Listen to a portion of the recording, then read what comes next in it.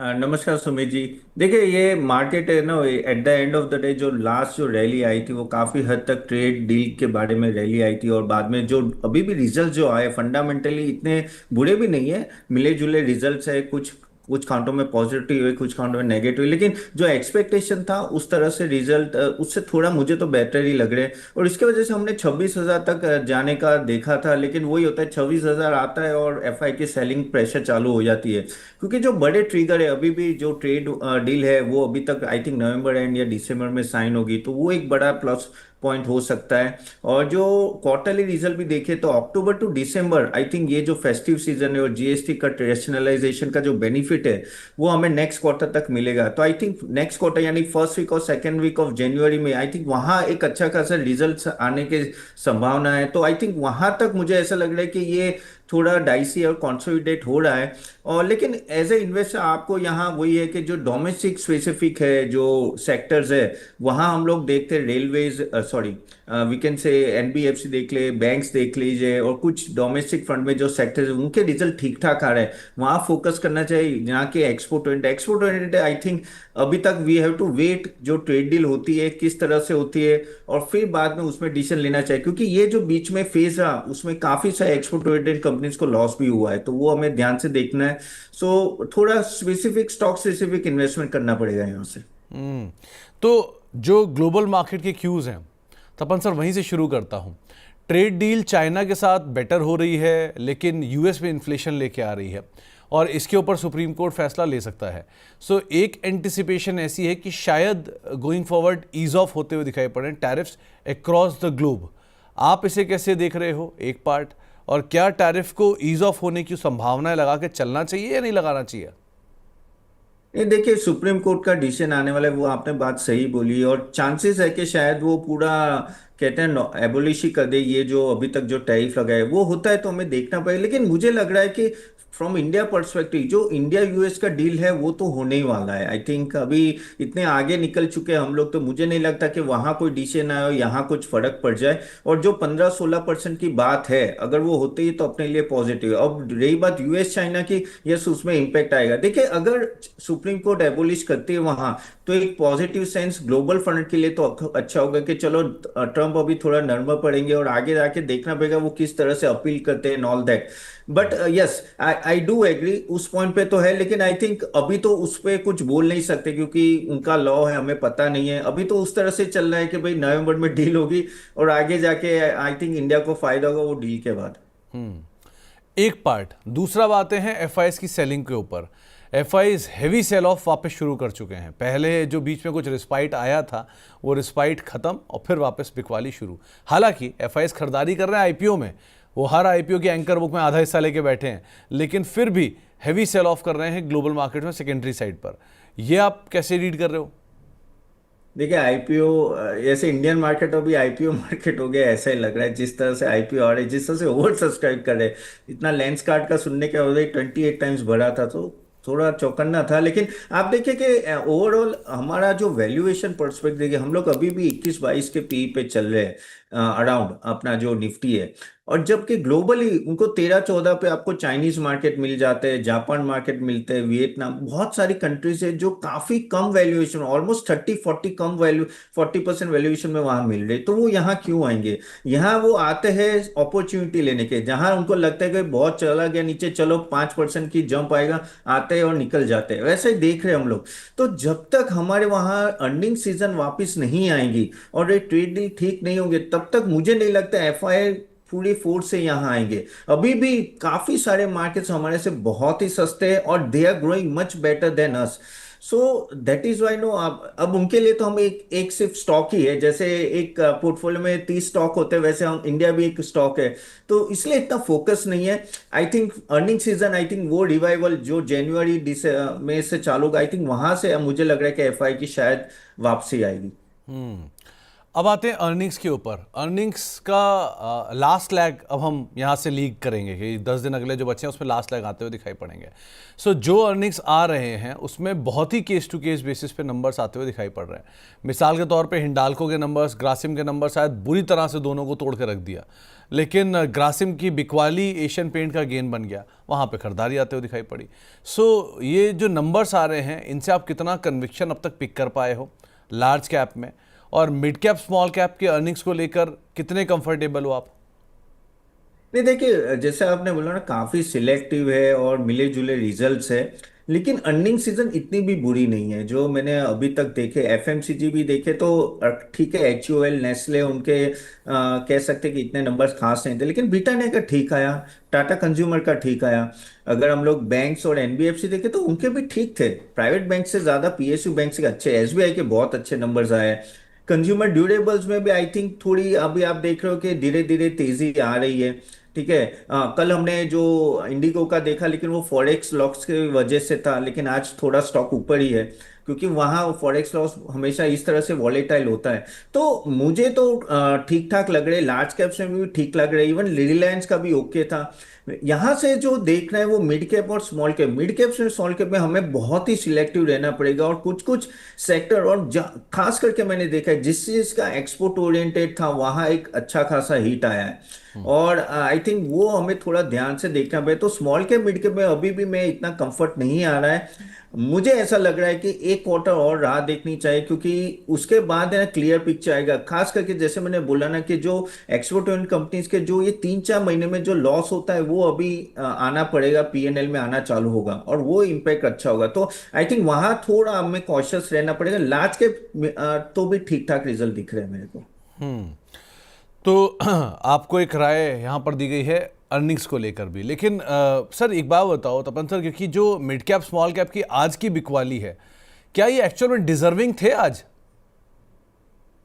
नहीं, देखिए क्या है कि एक तरह से 26,000 लेवल पे एक तरह से सेलिंग प्रेशर आ ही जाता है, और उसमें भी ये होता है कि सेक्टर में एक स्टॉक गिरता है तो दूसरे स्टॉक्स भी गिरने लगते हैं, वही हम लोग देख रहे हैं। तो ये ऐसा ही रहेगा, ये वॉलेटाइल शॉर्ट टर्म में तो इतनी वॉलेटिलिटी रहेगी मेरे हिसाब से। वापस 55 2500 500 के पास आएंगे तो वापस आप बाइंग देखना चाहोगे। तो एज ए इन्वेस्टर मैं लॉन्ग टर्म पर्सपेक्टिव से बात करूंगा कि आपको अच्छा लगे अपना स्टॉक और रिजल्ट अच्छा आया है तो ये डीप एक्चुअली बाय करने के लिए रखनी चाहिए। ओके, अब तपन सर जरा स्टॉक स्पेसिफिक आओ। पहला नाम है Grasim and Asian paints. Grasim के सीईओ का इस्तीफा, और एशियन पेंट्स जो इस पूरे खेल का महारथी है, उन दोनों का इम्पैक्ट। ग्रासिम में 2-3 चीज़ें और भी हो गई, नंबर्स भी आए, नंबर्स का इम्पैक्ट भी है, प्लस सीईओ का जाना भी है। सो एशियन पेंट कितना वेल पॉइज्ड है? 5% की तेज़ी एशियन पेंट्स में आते हुए दिखाई पड़ी है। और एक नई रिपोर्ट भी आई है नोमुरा की, जो कह रहा है कि बहुत ज़्यादा कोई इशू नहीं आएगा एशियन पेंट्स के ऊपर, बर्जर के ऊपर। उन्होंने अपग्रेड किया उनको, उन्होंने बोला कि एशियन पेंट्स इन स्पेस में एटलीस्ट टारगेट्स वो कंपटीशन खत्म हो गया है। आप कैसे देख रहे हो Asian paints, Berger paints and Grasim को? देखिए, एशियन पेंट्स का 3 साल से इशू क्या था कि, या 2-2.5 साल से, कि भाई ओपस आया है और प्लस जेएसडब्ल्यू पेंट्स भी अच्छा खासा एक्सपेंशन कर रहा है। अगर आप 3 साल से देखो तो पेंट इंडस्ट्री का उनके मार्जिन सबके गिर रहे थे, सबके अक्रॉस। कोई भी पेंट कंपनी अच्छा परफॉर्म नहीं कर पाई थी, क्योंकि इतनी कंपटीशन बढ़ गई है कि डिस्काउंटिंग के आप जो पहले जो हमने एशियन पेंट्स के मार्जिन थे वो अभी नो देख ही नहीं रहे। अभी ये जो कल जो न्यूज आई वो बड़ी न्यूज थी कि भाई हाँ भाई, ऊपर इतना नहीं बढ़ा है जितना लोग सोच रहे थे, तो उसके लिए एक पॉजिटिव सेंटीमेंट हो चुका है। लेकिन देखिए, ग्रासिम है और जेएसडब्ल्यू पेंट्स है, वो छोटे प्लेयर नहीं है, बड़े प्लेयर है। अगर ये उन्होंने कुछ चेंज किया, लेकिन ऐसा जरूरी नहीं हुआ तो आगे नहीं हो सकता। मुझे अभी भी लग रहा है कि पेंट इंडस्ट्री में कंपटीशन रहेगी, इतना इजी नहीं होगा वापस उस तरह का परफॉर्मेंस देना जिस तरह से ये सब पेंट कंपनी, या आप देख लो बर्जर देख लो या एशियन पेंट्स देते थे। तो मैं यहाँ थोड़ा अभी भी स्केप्टिकल रहूंगा। I think not everything is done at all, अभी भी यहाँ थोड़ा प्रेशर रहेगा। ऑफकोर्स थोड़ी तेजी आएगी, लेकिन आपको क्वार्टरली रिजल्ट के मार्जिन उनके खास देखने पड़ेंगे। अगर मार्जिन में प्रेशर है दैट विल, क्योंकि क्या होता है, ये बड़े बड़े जो ग्रुप होते हैं ना वो लंबे समय तक लॉस बेयर कर सकते हैं। तो अगर किया तो फिर आपका भी मार्जिन प्रेशर रहेगा, आपका भी सेल्स नहीं बढ़ेगा, तो वो दिक्कत है। तो मैं अभी भी इतना पॉजिटिव नहीं हूँ। Still I wait for 1 quarter, then I think 1 और 2 क्वार्टर, फिर मैं सोचूंगा अगर एशियन पेंट्स में वापस पोजीशन। मैंने तो हमारे क्लाइंट्स को ना ही बोला है एंटर करने के लिए। और ग्रासिम और बर्जर? ग्रासिम में देखिए, ग्रासिम का रिजल्ट जो आया था काफी मिले जुला था, और ऊपर से ये पेंट का जो था CEO resignation and all that, उसके वजह से थोड़ा अभी ग्रासिम में इशू है।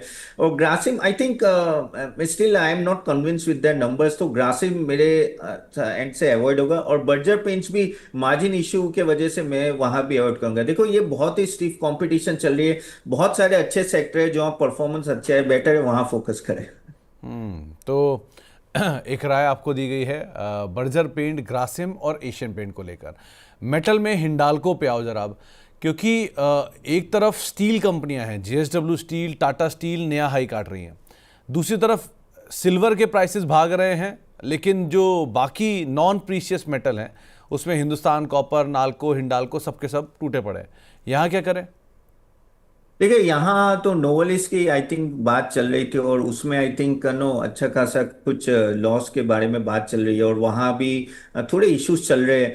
तो उसके वजह से हिंडाल्को को इम्पैक्ट आ रहा है, प्लस नो जहाँ यूएस का एक्सपांशन के इश्यूज आ रहे हैं, इसके वजह से देखो हिंडाल्को ऑलरेडी बढ़ चुका था, हमें सब पता है कि जिस तरह से नो ये सब स्टॉक्स भागे। तो एक तरह से प्रॉफिट बुकिंग है, अभी एक अच्छा रीजन भी मिल गया प्रॉफिट बुकिंग करने के लिए। तो नोवेलिस का ऑलमोस्ट 550 से ऑलमोस्ट 650 मिलियन का फ्रेश हिट कैश फ्लो में आएगा। और एल्यूमिनियम प्राइस भी थोड़ा सॉफ्ट हो रहा है। ओके, और थोड़ा ऐसा लग रहा है कि थोड़ा लार्ज कैपेक्स पे ना थोड़ा रिस्क है, क्योंकि at the end of the day US में टैरिफ और यूएस के साथ तो वो भी एक इशू है। तो उसके वजह से ये सब कुछ चीजें एक साथ आई आई थिंक। लेकिन ये यहाँ से और 10-15% अगर थोड़ा नीचे आता है तो वापिस ये एक वैल्यू पिक हो जाएगा आपके लिए इन्वेस्ट करने के लिए। लेकिन अभी थोड़ा दूर रह रही है, क्योंकि आई थिंक एक डाउन ट्रेंड में है, और ऑलरेडी स्टॉक वैल्यूएशन वाइज मुझे थोड़ा हाई लग रहा है। तो मैं अगर लेना है तो आई थिंक 10-15% नीचे ही मैं बताऊंगा यहाँ से। ओके, डिफेंस की दो कंपनियों के नाम आए, बीईएमएल और साथ साथ बीडीएल, इन दोनों की भी अर्निंग्स आते हुए दिखाई पड़े। और सॉरी, गार्डन रीच और बीईएमएल। तो बीईएमएल का मुनाफे में 6% का ड्रॉप, गार्डन रीच का मुनाफा 56% बढ़ा, एबिटा करीब करीब 156 करोड़ रुपये रहा, मार्जिन में थोड़ा सा एक्सपेंशन है वाई वाई बेसिस पर। लेकिन ये जो स्टोरी है डिफेंस की थोड़ी सी फेजल आउट हो चुकी है, क्या किया जाए अभी? तो डिफेंस में आपको बहुत ही इन्वेस्टर को स्पेसिफिक रहना पड़ेगा, क्योंकि इनका जो रेवेन्यू रिकॉग्निशन होगा, प्रॉफिट रिकॉग्निशन, वो लंपी रहेगा। यानी एक क्वार्टर में बहुत ज्यादा होगा, एक क्वार्टर में कम होगा, क्योंकि क्या होता है कि ये बड़े कैपेक्स होते हैं। इनका जो एग्जीक्यूशन, जैसे फॉर एग्जांपल शिप बिल्डिंग है, तो एक क्वार्टर में 2 शिप बन गई, दूसरे क्वार्टर में शायद 0 बने, तो उस तरह से ना रेवेन्यू रिकॉग्निशन होता है। तो उसके वजह से एज ए इन्वेस्टर इसको शॉर्ट टर्म नहीं, इसको लंबे समय तक रखना पड़ेगा आपको, 5-10 साल तक। और उसमें आप फिर ओवरऑल ये सब स्टॉक्स बढ़ेंगे, उसमें कोई डाउट नहीं। गार्डन रीच शिपयार्ड की मैं बात करूं, वो आई थिंक मेरे को काफी अच्छा लगा है कंपेयर टू कोचिंग, क्योंकि वो कंसिस्टेंटली ग्रो कर रहा है और मार्जिन भी इंप्रूवमेंट है। इन देखो इन सबके पास कॉन्ट्रैक्ट के इशू नहीं है, almost 3 times 4 times of that turnover उनके पास कॉन्ट्रैक्ट है। द मेन इज इनकी कैपेसिटी बढ़ रही है, क्या कितनी फास्ट बढ़ाते हैं और कितनी एग्जीक्यूशन है, और क्या मार्जिन में इंप्रूवमेंट आ रहा है। और वो चीज में सभी कंपनियां स्ट्रगल करें, आप कोई भी डिफेंस कंपनी ले लो, तो इसमें आपको बहुत ही एग्जीक्यूशन पे फोकस करना पड़ेगा। जैसे बीएल में हमने देखा है, तो वहां एग्जीक्यूशन का इशू है। तो मेरे हिसाब से आपको थोड़ा सिलेक्टिव रहना पड़ेगा इसमें। अगर आप दोनों में से बात करो, जीआरएससी में मैं अभी भी पॉजिटिव हूँ, क्योंकि वहां मुझे लग रहा है कि उनका एग्जीक्यूशन अच्छा, और यहाँ से भी मुझे अच्छी खासी तेजी दिख रही है। लिकर स्पेस में एक एलीड के नंबर्स आए हैं, नंबर्स ठीक आए हैं। इनफैक्ट ये पूरा स्पेस इस समय बेटर परफॉर्म कर रहा है। एलीड ब्लेंडर्स के नंबर्स अच्छे हैं, वो बात अलग है, शेयर ऑल टाइम हाई पर है। या बाकी जो शेयर हैं उनमें क्या करना चाहिए? नहीं देखिए, लीकर में भी काफी हद तक अभी तेजी आई है पिछले कुछ क्वार्टर से। पहले जो प्रॉब्लम रहती थी लीकर इंडस्ट्री, वो थी कि स्टेट गवर्नमेंट क्या रूल्स लाते हैं, उसमें स्टेट गवर्नमेंट अपनी अपनी पॉलिसी लाते थे, और वहां प्रॉब्लम आ जाती थी, वो कुछ टैक्सेशन हो या बैन हो या कुछ भी हो।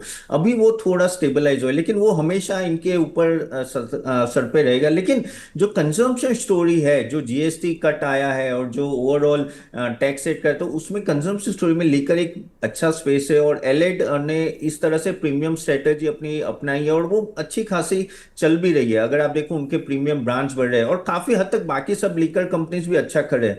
सो I am positive in liquor. Liquor एक स्पेस है जो आपको यहाँ से भी डिसेंट रिटर्न देगा। मुझे लग रहा है कि ये ऑफ कोर्स विंटर आ रहा है तो कंजम्पशन वहां भी बढ़ सकता है।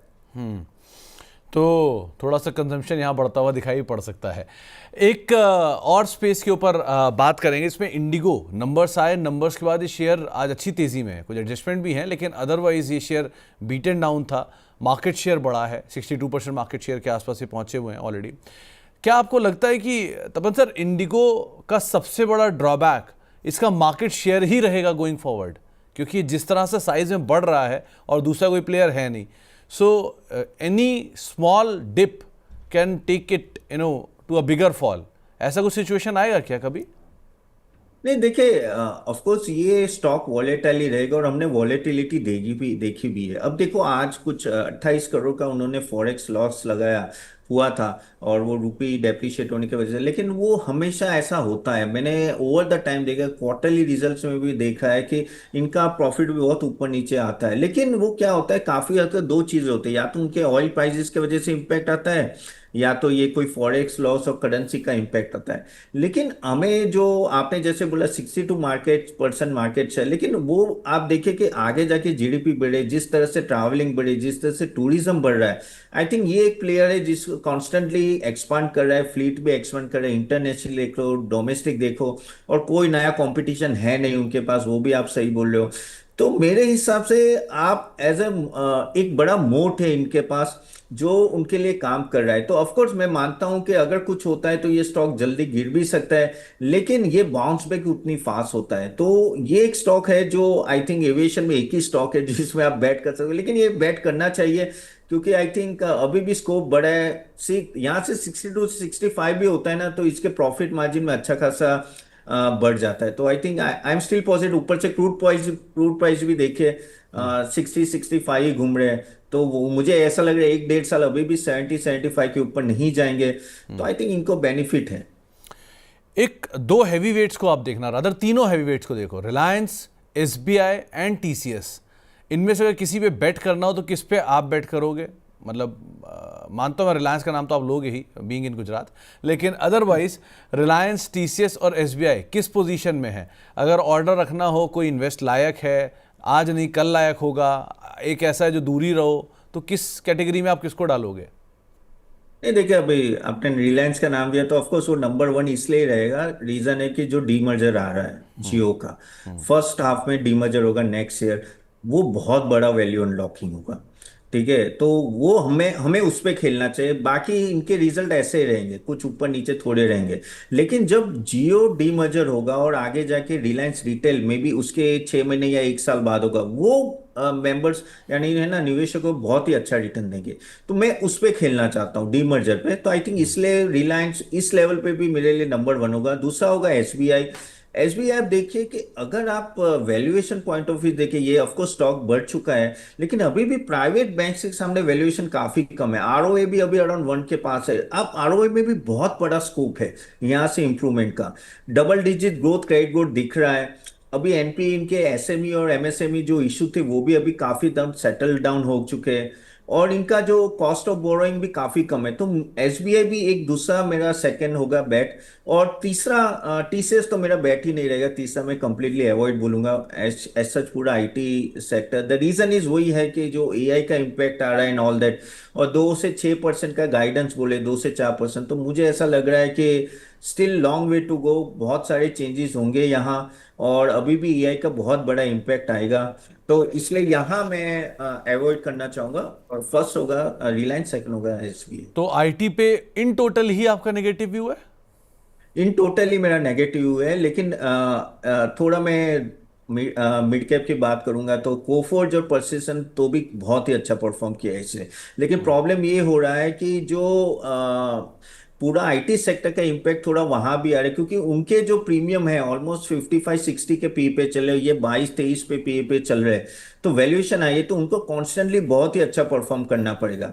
लेकिन अगर मुझे पूछे कि then I try to avoid this sector completely, क्योंकि बहुत इफ एंड बट्स है और आगे जाके भी रहने वाले। ओके, सो प्रिफर्ड सेक्टर कौन सा रहेगा तपन सर? प्रीफर्ड सेक्टर मेरे हिसाब से एक तो ये डिफेंस जो हमने बात की, एनबीएफसी बहुत अच्छा लग रहा है। एनबीएफसी यहाँ से और अच्छा लग रहा है जिस तरह से क्रेडिट ग्रोथ है and no cost of borrowing की कम हो रही है। और तीसरा होगा ये बैंकिंग। चौथा होगा अगर रेलवे में कुछ सेक्टर आप देख सकते हो, सेगमेंट जैसे वैगन्स एंड ऑल दैट, तो वो एक थोड़ा अच्छा लग रहा है मेरे को। होटल्स होटल्स बहुत अच्छा परफॉर्म कर रहे हैं एंड हॉस्पिटल्स। आई थिंक ये कुछ सेक्टर में मुझे लग रहा है कि अच्छी खासी तेजी कुछ क्वार्टर्स में और रहेगी। तो जरा होटल और हॉस्पिटल पे ही और डिटेल देना, क्योंकि एक तरफ हॉस्पिटल में ग्रोथ है लेकिन वैल्यू बहुत महंगा है, और होटल में बहुत case to case basis specific होना ज़रूरी है। सो यहाँ कैसे पिक करोगे चीज़ों को? देखिए, बात तो सही है आपकी कि वैल्यूएशन तो सबके काफी हाई है, लेकिन आप देखो कि ये काफी हद तक ये वैल्यूएशन हाई भी थे, पहले भी थे, लेकिन एक बार अगर आपका ग्रोथ है और ग्रोथ दिख रहा है, देखो इन दोनों में एक चीज बहुत कॉमन है कि सप्लाई नहीं आता है इजीली। आपको कोई हॉस्पिटल बनाने या होटल्स बनाने 3 से 4 साल लग जाते हैं, 5 स्टार होटल की बात कर रहा हूँ। इवन हॉस्पिटल भी मल्टी स्पेशलिटी करना है, तो ये जो बड़े बड़े नाम होते हैं ना, इनके इनके पास स्कोप बहुत बड़ा है। और जिस तरह से टूरिज्म आप देख रहे हो बढ़ रहा है, आप देखें कि वीकेंड में भी लोग नो स्टेकेशन करने जाते हैं। हम लोग दुबई में जाते हैं, 2-2 दिन करने के जाते हैं, आप भी बहुत जाते हो सर, मुझे पता है। तो जिस तरह से होता है, तो आप देखिए कि डिमांड बहुत है, प्लस एवरेज रेवेन्यू पर बेड और एवरेज रेवेन्यू पर रूम इन सबके बढ़ रहे हैं। तो देखो कुछ कभी कभी क्या होता है, एक मेगा ट्रेंड होता है ना, मेगा ट्रेंड में वो चीज सस्ती नहीं मिलेगी, आपके 55, 50, 60 पी रहेंगे, लेकिन ये सब आपको कॉन्स्टेंटली 3-4 साल रिटर्न देंगे। तो इसलिए मैं इस पे बैट करूंगा। महंगा है लेकिन ग्रोथ आएगा, तो कोई प्रॉब्लम नहीं आएगी। तो महंगा है लेकिन ग्रोथ यहाँ पर आता हुआ दिखाई पड़ेगा। तो क्योंकि एंड ऑफ द डे ये स्टोरी है कंजम्पशन की। आपने लिकर पे बात करी तेज़ी, आपने फोर्टिस पे बात करी तेज़ी, यानी हॉस्पिटल में बात करी तेज़ी। सो कंजम्पशन की पूरी थीम को अगर पूरा करूँ तो ऑटो आता है उसमें। M&M आज भी बाजार में बीट कर रहा है बाकी के कंपैरिजन में। सो यहाँ क्या स्टोरी देख रहे हो आप ऑटो ऑटो एंसिलरी में? एमएनएम तो अपना ड्रीम रन है, यानी सोच ही नहीं सकते यार, किसने सोचा था कि इस तरह से ऑटो भागेंगे। तो देखो, सभी ऑटो स्टॉक्स बहुत भागे, एमएनएम भी ऑफ कोर्स एसयूवी में बहुत अच्छा परफॉर्म करे, यानी उनके एक एक मॉडल बीट करे, उनके इतना बड़ा कहते हैं वेटिंग लिस्ट होता है, तो वही प्रीमियम सेगमेंट है। और ना उसको ज्यादा प्रीमियम दिया जा रहा है, ज्यादा पी दिया जा रहा है, और वो रहेगा जब तक वो नंबर, देखो वो बात है कि नंबर्स आते हैं तब तक कोई दिक्कत नहीं है, तो वही है। लेकिन ये आएंगे, ये मुझे लग रहा है कि नेक्स्ट 1-2 क्वार्टर भी ये, क्योंकि ये जो जीएसटी का कट है वो बड़ा इम्पैक्ट है। आज हम लोग किसी से भी बात करते हैं, उनको 1-2 लाख कम हो जाते हैं कार में, बहुत बड़ी बात है। तो आई थिंक ये स्टोरी चलेगी। और at the end of the day credit का कॉस्ट भी नीचे आ रहा है, तो वो भी उनके लिए फायदा है, प्लस जैसे बूस्ट बाकी सब कंजम्पशन में आ रहा है। So I think yes, MNM still I am positive, लेकिन जैसे आपने बोला कि थोड़ा महंगा है, तो बाय ऑन डिप्स रखना चाहिए। इन सब स्टॉक्स में थोड़ी डिप आती है, you can accumulate and SIP manner में कीजिए, जरूरी नहीं कि एक साथ आपको इन्वेस्ट करना चाहिए। So yes, still I M focus on auto stocks. और सर कौन सा सेक्टर बोला आपने? एक ऑटो और दूसरा एंसिलरी, क्योंकि ऑटो तेज है तो हाँ, ऑब्वियसली ऑटो एंसिलरी इंसली भी तेज है। ऑटो इंसलरी ऑनेस्टली इतना नहीं बढ़ा जितना ऑटो मोबाइल्स बढ़े हैं। और नॉर्मली ऐसा देखा है मैंने, और नॉर्मली जो फर्स्ट हैंड होता है ना, ऑटोमोबाइल्स हमेशा ज्यादा बढ़ते हैं, ऑटो इंसली बाद में बढ़ती है। लेकिन ऑटो इंसली में स्कोप बहुत है, अभी इनके वैल्यूएशन इतने हाई नहीं है जितने ऑटोमोबाइल्स के। यहाँ एक अच्छा स्कोप है, यहाँ अगर आप देखो, या उनो मिंडा देख लो, या वैसे सब स्टॉक देख लो, मदर्स, आई थिंक अभी भी वैल्यूएशन इतना रिच नहीं है, तो वहां आपके स्कोप ज्यादा है पैसे बनाने के कंपेयर टू ऑटोमोबाइल्स, क्योंकि ऑटोमोबाइल्स बढ़ेगा तो ऑटो से बढ़ने वाला है। और ईवी का आ रहा है तो ऑटो, लेकिन इसमें स्पेसिफिक रहना पड़ेगा कि कितना ईवी पे वो लोग फोकस करें, तो आपको स्टॉक स्पेसिफिक जाना पड़ेगा। Yes, but I am more positive on auto ancillaries. Automobiles थोड़ा वैल्यूएशन की दृष्टि थोड़ा मैं सेकंड पोजीशन में रखूँ। तो एक स्पेस और है जिस पे बात करना ज़रूरी भी है, जहाँ पर बहुत समय से मूवमेंट आया भी है नहीं भी, जिसमें है सीमेंट। आज अल्ट्राटेक को आप अगर एक्सेप्शनली छोड़ दें तो पूरा सीमेंट मॉनसून के अराउंड चला, ये मॉनसून लास्ट फेज में था, फेस्टिवल के अराउंड से वापस नीचे आना शुरू हो गया। सो यहाँ क्या करना चाहिए? नहीं, देखिए सीमेंट सेक्टर ऑलरेडी जैसे आपने बताया ऑलरेडी चल चुका था, और most of the cement stock no अच्छे खासे बढ़ चुके थे। तो वो थोड़ा प्रॉफिट बुकिंग भी है। लेकिन ये जैसे जीएसटी कट हुआ है, लेकिन बात भी चली थी कि इन लोगों ने प्राइसेस भी बढ़ा दी है। लेकिन ये आगे जाके क्या होता है कि एफोर्डेबल हाउसिंग में अगर थोड़ी भी इसके वजह से प्राइस डिप आती है तो सीमेंट में डिमांड बढ़ेगी। लेकिन अभी मुझे ऐसा लग रहा है कि थोड़ा कंसोलिडेट होगा, क्योंकि ये स्टॉक्स ऑलरेडी चल चुके थे, तो आपको थोड़ा यहाँ लंबा समय रखने का पड़ेगा। इसमें भी अगर आप स्टॉक से पूछे, आई थिंक मुझे अंबुजा और अल्ट्राटेक दो ज्यादा अच्छा लगे, क्योंकि वो कमांड करे, इनका नो सेल्स भी अच्छा है, नो उस तरह से मार्जिन भी अच्छी तरह से मेंटेन कर पाए। लेकिन आई थिंक इसमें थोड़ा आपको सब्र रखना पड़ेगा, उस तरह की मूवमेंट शायद ना आए unless and unless I think real estate pickup हो, जो धीरे धीरे होगा। रियल एस्टेट थोड़ा वो भी ठंडा हो गया था, लेकिन जो अपडेट्स आ रहे हैं, कुछ कुछ ग्रीन शूट दिख रहे हैं। सो मे बी जनवरी और अप्रैल से अगर ये पिकअप होता है तो आई थिंक यहाँ भी डिमांड बढ़ेगी। बट यहाँ एक थोड़ा लंबा समय सोच के आपको इन्वेस्ट करना पड़ेगा।